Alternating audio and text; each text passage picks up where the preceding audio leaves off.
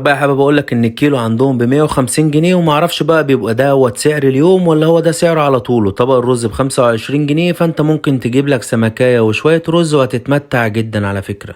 وهنا بقى كنت بقول للراجل اللي معايا ان خلاص كومبليت والتانك اتملى، وديت الاسعار بتاعتهم لو تاخدوها سكرين شوت عشان لما تروحوا. دي شكل السلطات بقى من عندهم، باينه ان كل حاجه عندهم بسم الله ما شاء الله فريش.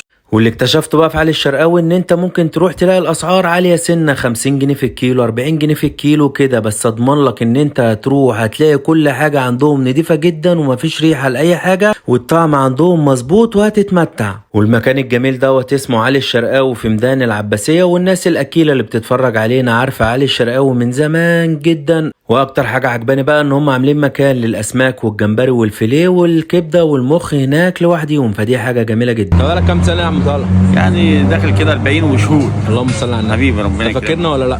فاكرك حبيب قلبي. احنا بنيجي